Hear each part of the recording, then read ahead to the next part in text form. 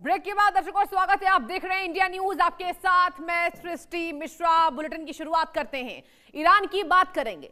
Iran में सत्ता परिवर्तन के बाद माहौल और ज्यादा सख्त होता दिखाई दे रहा है। नए सर्वोच्च नेता मुस्तफा खामेनी ने सीज फायर को लेकर कड़ा रुख अपना लिया है और साफ संकेत दे दिया कि युद्ध विराम स्थायी शांति नहीं है। मीडिया रिपोर्ट्स क्या आपको बताएं, उसके मुताबिक चीन के दबाव और पाकिस्तान की मध्यस्थता में हुए संघर्ष विराम को मंजूरी देने के बावजूद खामेनी इससे संतुष्ट नहीं दिखाई दे रहे हैं। उन्होंने ये कह दिया, ईरान अपनी किसी भी जायज मांग से पीछे नहीं हटने वाला है और सीज फायर को कमजोरी नहीं समझा जाए। उनके इस बयान ने क्षेत्रीय तनाव को और बड़ा कर दिया है। अब खामेनी ने अमेरिका और इजराइल पर तीखा हमला बोलते हुए अपने पिता की मौत का बदला लेने की बात भी रख दी है। साथ ही उन्होंने संकेत दे दिया कि हॉर्मुज जल डमरू मध्य को लेकर ईरान नई रणनीति अपनाता दिखेगा, जिससे वैश्विक व्यापार और ऊर्जा आपूर्ति पर असर पड़ सकता है। अब पाकिस्तान की मध्यस्थता से हुए युद्ध विराम के बाद यह बयान शहबाज शरीफ को लेकर आपको बता दें, जो जानकारी सामने आ रही कि पाकिस्तान मध्यस्थता कर सकता है। शहबाज शरीफ और जनरल आसिम मुनीर के लिए भी मुश्किलें बढ़ाने वाला माना जा रहा है। माना तो यह भी जा रहा है कि शांति वार्ता के पीछे पाकिस्तान के फील्ड मार्शल मुनीर की साजिश है। मुनीर इसी बहाने अमेरिका से डॉलर कमाना चाहता है और पाकिस्तान को आतंकिस्तान वाली छवि से बाहर निकलने की कोशिश में जुटा हुआ है। कहा तो यहां तक जा रहा दर्शकों कि पाकिस्तान सीज फायर की शर्तों में दो तरह की भाषा का इस्तेमाल कर खेल खेल रहा है। इसमें ईरान को कुछ और, अमेरिका को कुछ और जानकारी दिए जाने का आरोप लग रहा है पाकिस्तान के ऊपर।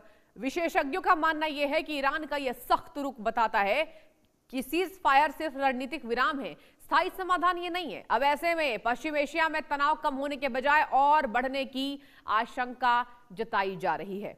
तो ये पूरी बात हमने आपको बताई, जानकारी दी कि आखिर पाकिस्तान की मध्यस्थता इसमें क्यों जरूरी दिखाई दे रही है। ऐसा पाकिस्तान की साजिश है क्योंकि आसिम मुनीर को ऐसा लग रहा है कि वो आतंकिस्तान की छवि से बाहर निकाल सकते हैं अपने देश को। अब चलिए आपको बताते हैं कि खबर क्या है। अब बता दें आपको, ईरान के नए सुप्रीम लीडर ने सीज फायर पर सख्त रुख अपनाया है। युद्ध विराम को स्थायी शांति नहीं, देखिए ग्राफिक्स के माध्यम से आपको समझाते हैं एक बार। ईरान के नए सुप्रीम लीडर ने सीज फायर पर सख्त रुख अपनाया है। युद्ध विराम को स्थायी शांति नहीं, रणनीतिक विराम बताया। देखिए खबर यही है दर्शकों कि ये स्थायी शांति नहीं है। पाकिस्तान की धोखे और गद्दारी वाली छवि से ईरान अच्छे से वाकिफ है, परिचित है। जहां पाकिस्तान पर दोहरी भाषा से सीज फायर कराने का आरोप लगाया जा रहा है और ईरान भली भांति जानता है पाकिस्तान के सदस्य है। शांति वार्ता के पीछे मुनीर की रणनीति पर सवाल उठते नजर आ रहे हैं, जहां चीन के दबाव और पाक मध्यस्थता पर नाराजगी के संकेत देखने को मिले हैं। कुछ और जानकारी आपको देना चाहेंगे। जायज मांगों से पीछे नहीं हटेंगे, तेहरान का साफ संदेश है। ऐसा नहीं है कि सीज फायर से तेहरान बहुत खुश है। तेहरान ने कह दिया कि जायज मांगे हमारी पूरी करो, वरना हम शांति वार्ता नहीं चाहते। हॉर्मुज जल डमरू मध्य पर नई रणनीति की तैयारी जी हां बन रही है। यह थी पूरी खबर जो हमने ग्राफिक्स के माध्यम से आपको समझाने की पूरी कोशिश की है। और अब पाकिस्तान की जो मध्यस्थता है उस पर भी कुछ बात कर लेंगे। देखिए यहां पाकिस्तान के चरित्र में धोखा और गद्दारी है। ओसामा बिन लादेन, उसके बाद दुनिया के खूंखार आतंकियों का गढ़ है पाकिस्तान। ओसामा बिन लादेन से कौन भली भांति परिचित नहीं है, पूरी दुनिया जानती है। इसके साथ अमेरिका के प्रतिबंधित आतंकियों को पालता है पाकिस्तान। अमेरिका के प्रतिबंधित आतंकियों को पाकिस्तान पालता है, यही छवि इस देश की। आगे बढ़ते हैं। हाफिज सईद और मसूद अजहर का घर है पाकिस्तान। पहलगाम के दोषियों को दूध पिला रहा पाकिस्तान, और यही वजह है कि भारत ने सख्ती बरकरार रखी है पाकिस्तान के ऊपर। और जानकारी, ओसामा बिन लादेन पर पाक ने दिया धोखा, इसके साथ ही पाकिस्तान के चरित्र में ही धोखा और गद्दारी है। देखिए पाकिस्तान ऐसा देश है जिसके रग रग में गद्दारी है, धोखेबाजी है, और केवल भारत ही नहीं परेशान है, दुनिया के तमाम देश पाकिस्तान से परेशान हैं। तो ये पहले हमने आपको ग्राफिक्स के माध्यम से जानकारी दी दर्शकों की खबर क्या है, और अब पाकिस्तान की गद्दारी और धोखे से ईरान भली भांति परिचित है। तो ये जो शो ऑफ की कोशिश हो रही है यहां पर मुनीर की, कह लीजिए शहबाज शरीफ की, वो डाउनफॉल होता नजर आ रहा है। अब देखिए ऐसे में दो चर्चाएं तेज हो गई हैं। इस तरीके से इस्लामाबाद में जो बैठक है वो कितना कारगर साबित होगा। देखिए ईरान तो लगातार ये कह रहा है कि हमारी जो शर्तें हैं, अगर आपने शर्तों को नहीं माना तो हम सीज फायर का उल्लंघन जो आप हम पर इल्जाम लगा रहे हैं, हम इस शांति वार्ता से खुश नहीं हैं।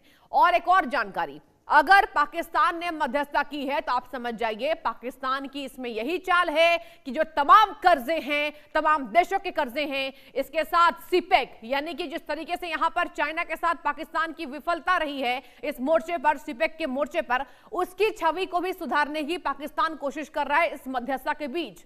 और यही वजह है कि अब दो पहलुओं पर पूरी दुनिया की नजरें टिकी हुई हैं। देखने वाली बात होगी मध्यस्थता के आखिर क्या परिणाम निकल कर आते हैं। आज बहुत खास दिन है क्योंकि आज इस्लामाबाद में बैठक होने वाली है और इस्लामाबाद के जिस होटल में बैठक होने वाली है, कहा जा रहा है कि वहां होटल के आसपास और होटल में सख्ती बरकरार की जा रही है। और चलिए अब चर्चा की शुरुआत करते हैं। हमारे खास पैनल में एयर कमोडोर संजीव मेहंदी रत्ता सर जुड़ चुके हैं, पूर्व भारतीय वायुसेना अधिकारी हैं, और प्रोफेसर करोड़ी सिंह सर वो भी जुड़ चुके हैं, विदेश मामलों की जानकार है। दोनों का बहुत बहुत स्वागत है सर, दोनों का। और सबसे पहला मेरा रुख होगा संजीव सर आपका। सर, आज इस्लामाबाद में जो बैठक होने वाली है, पहले तो बताइए आपको ये बैठक कैसी लग रही है, और दूसरी बात ये भी बताइए दर्शकों को कि कितना कारगर साबित होगा। ईरान अड़ा हुआ है, 10 सूत्रीय मांगो आप पूरा करें, और नहीं करने वाले हैं तो हम भी पीछे नहीं हटने वाले। सर जी, हम शुरुआत करते हैं कि पाकिस्तान इसे कैसे देख रहा है और पाकिस्तान ये क्यों कर रहा है। पाकिस्तान अपनी आवाम को बता रहा है कि ये उन्हें अल्लाह का दिया हुआ एक ऐसा मौका है, हाँ, जो किसी किसी को नसीब होता है, और ये बहुत बड़ी बात है कि पूरी दुनिया का वो युद्ध रुकवा रहे हैं और सब कुछ वही कर रहे हैं। जी सर। ऐसा उन्हें बताना पड़ रहा है अपनी जनता को।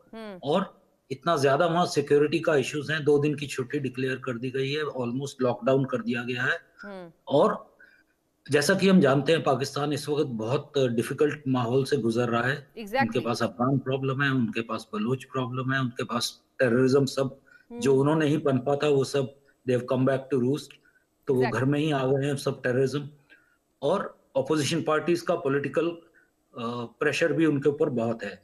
और इस तरह से जिस तरह से कुछ पिछले 2-3 दिनों में कुछ अनरेस्ट दिखाई दिए थे उनकी जनता में, और कुछ घेराबंदी वगैरह की गई थी काफी जगह, उन सबको एक यू कैन से कि एक सिविल वॉर को रोकने के लिए उनके लिए बहुत जरूरी था कि वो बताएं कि पाकिस्तान कुछ बहुत बड़ा कर रहा है। अब दूसरी बात, पाकिस्तान के मिनिस्टर्स पिछले कुछ दिनों में या महीनों में ये भी बोल चुके हैं कि हमें टेररिस्ट नेशन कहा जाता है, बनाया जाता है, मगर हाँ, हमसे कुछ गलतियां हुई हैं, हमने कुछ स्टेट स्पॉन्सर्ड टेररिज्म वाली एक्टिविटीज में पहले अपनी पॉलिसीज रखी हैं, लेकिन अमेरिका ने हमसे बहुत डर्टी वर्क करवाया है जी। और इसलिए हम इस स्थिति में हैं। ये तो हुई पाकिस्तान की बात। अभी इस पर्टिकुलर इशू में पाकिस्तान का क्या रोल है और लोग उन्हें किस तरह देख रहे हैं जी। जहां तक इजराइल का मामला है, इजराइल को तो वो रिकॉग्नाइज भी नहीं करते हैं एज ए कंट्री, तो उनसे तो वो बात ही नहीं कर सकते हैं। और वैसे भी इजराइल ने कह दिया है कि इजराइल और हजबुल्ला is not involved in these talks. दूसरी बात, ईरान के साथ उनकी कुछ साल पहले लड़ाई भी हो चुकी है और मिसाइल्स भी चल चुकी हैं, यानी कि ट्रस्ट फैक्टर बहुत कम है ईरान और पाकिस्तान में भी, हालांकि उनका 900 किलोमीटर का जॉइंट बॉर्डर है। और इसी बॉर्डर के कारण पाकिस्तान को भी मालूम है कि वो कभी भी इस लड़ाई में घसीटा जा सकता है अमेरिका द्वारा, और वो मना भी नहीं कर सकते हैं। इसीलिए उनका बहुत ज्यादा इंटरेस्ट है कि किसी तरह से टॉक्स कमजोर ना पड़े, क्योंकि उनका जो डिफेंस पैक्ट है सऊदी अरेबिया के साथ, उस हिसाब से तो आज भी टेक्निकली वो वॉर के अंदर हैं, क्योंकि सऊदी अरेबिया पर अटैक हुआ है। लेकिन फिलहाल अमेरिका उन्हें यूज नहीं कर रहा है, लेकिन अगर कल बात बढ़ती है तो अमेरिका उनके बूट्स ऑन ग्राउंड भी लेगा, उनका 900 किलोमीटर भी यूज करेगा, उनकी एयर स्पेस भी यूज करेगा। ये वो अच्छी तरह से जानते हैं। और अमेरिका इस वक्त सिर्फ एक टैक्टिकल एडवांटेज ले रहा है उनकी ज्योग्राफी की और उनकी इस्लामिक ऑर्गेनाइजेशन का मेंबर होने की। जी सर। अब आप बात करते हैं कि इस बातचीत में क्या हो रहा है। ईरान इसलिए ट्रस्ट नहीं कर रहा है क्योंकि पहले तो उन्होंने साफ कह दिया कि आपका झुकाव अमेरिका की तरफ है, और अमेरिका भली भांति जानता था कि इजराइल और लेबनान को इसमें हम नहीं डाल रहे हैं पीस टॉक्स में, मगर फिर भी आपने हमें ट्वीट देकर कहा कि हिजबुल्लाह और लेबनान भी इसमें इन्वॉल्व है, पीस टॉक्स सबके लिए है और सीज फायर भी सबके लिए है। पहला इश्यू ये था। दूसरा, वो जानते हैं कि आप जो कर रहे हैं वो अपनी कुछ लोन्स क्लियर कराने के लिए, अपनी साख दुनिया में बढ़ाने के लिए कर रहे हैं, ना कि ईरान का भला करने के लिए कर रहे हैं। बिल्कुल और ठीक। आपके मास्टर्स चाइना हैं, जिनको आपको खुश करना है, ना कि ईरान। तो ये ट्रस्ट फैक्टर है जहां तक ईरान का मामला है। ठीक है। अमेरिका जानता है कि पाकिस्तान को फिलहाल हम यूज कर सकते हैं, क्योंकि वो नेबरिंग नेशन है, इस्लामिक ऑर्गेनाइजेशन का नेशन है, और ईरान कम से कम वहां उनकी ईरान तक बात पहुंच सकती है। बातें अभी इस तरह से चल रही हैं कि ट्रंप ये भी नहीं चाहते हैं कि बातचीत टूट जाए, बल्कि उन्होंने ही ये ट्वीट देकर, उन्हें एक कॉपी देकर पाकिस्तान प्राइम मिनिस्टर का मैसेज ड्राफ्ट कर कर उन्हें दिया, जो कि वैसा का वैसा पोस्ट हो गया था with draft written in it. तो सब जानते हैं कि इस तरह की बात हो रही है, और पाकिस्तान को भी इस्तेमाल किया जा रहा है ताकि इस वॉर को बहुत ज्यादा ना बढ़ाया जाए। ठीक है ना सर। बढ़ाए जाने का एक कारण ये है कि अगर ईरान को और ज्यादा बिना कैलिब्रेशन के अगर आप ध्वस्त करते हैं, जो कि आप कर सकते हैं, तो आपके बाकी जितने भी मिडिल ईस्ट की कंट्रीज हैं छोटी, जिनमें अमेरिका का रोल है, उन सब के साथ भी वही होगा, और बहुत बड़ी रिफ्यूजी सिचुएशन भी आ जाएगी। ईरान के करीब 9 से 10 करोड़ लोग हैं, उनमें से आधे रिफ्यूजी हो जाएंगे। 1 करोड़ के करीब अभी भी डिस्प्लेस्ड हैं। लेबनान में भी करीब 10 लाख के करीब लोग डिस्प्लेस्ड हैं। तो अगर चाहे अमेरिका तो वो कर सकता है, लेकिन अमेरिका सिर्फ डरा कर कि हम आपकी सिविलाइजेशन खत्म कर देंगे ताकि वो टेबल पर आ सके। लेकिन वो टेबल से उन्हें उठने भी नहीं दे रहा है, क्योंकि जिस तरह से उन्होंने कहा कि आप हमारे जितने भी एसेट्स हैं, जैसे कतार में उनके एसेट्स हैं बैंक्स में, आप उन्हें भी एज अ जेस्चर आप उन्हें भी रिलीज कर दीजिए। और अभी अमेरिका का बयान आया कि हम उन्हें भी रिलीज कर रहे हैं। ये सिर्फ इसलिए ताकि बातचीत चलती रहे, बातचीत खत्म ना हो। ठीक है क्योंकि सर। अगर बातचीत खत्म हो जाती है तो यानी अमेरिका कि को बहुत जी मुश्किल जी ये जी। होगी कि उन्हें ना चाहते हुए भी इस लड़ाई को बहुत बढ़ाना पड़ेगा, और कंट्रोल करना पड़ेगा हॉर्मुज को। बिल्कुल हॉर्मुज सर। को कंट्रोल करने के लिए उनकी उम्मीद थी कि वो उनके पूरे मिसाइल सिस्टम को, लॉन्चर्स को जो अंडरग्राउंड है, उन्हें भी खत्म कर देंगे। लेकिन ऐसा हो नहीं पाया, और क्योंकि ऐसा नहीं हो पाया, उन्हें मालूम है कि हॉर्मुज को कंट्रोल करना ऐसे माहौल में बहुत मुश्किल है। तो उनकी अपनी तकलीफ है, और उनकी अपनी नेसेसिटीज भी हैं, और इंटरनल प्रेशर स्टेट का भी है। बिल्कुल जी। सही सर। संजीव सर, आप बिल्कुल ठीक बिंदुओं पर आपने बात की है। पहली आपने बात की कि ऑलरेडी पाकिस्तान वॉर के अंदर है। दूसरी आपने बात की कि अमेरिका भी नहीं चाहेगा, क्योंकि मिडिल ईस्ट की बाकी कंट्रीज भी इसको देख रही है। और तीसरी आपने बात की, जिस तरीके से यहाँ पर जो समझौता है वो फेल नहीं होना चाहिए, इससे पाकिस्तान की भद पिटेगी। करोड़ी सर, मैं आपके पास आना चाहूंगी। सर, बात की जाए तो यहाँ पर आज जो है सबकी नजरें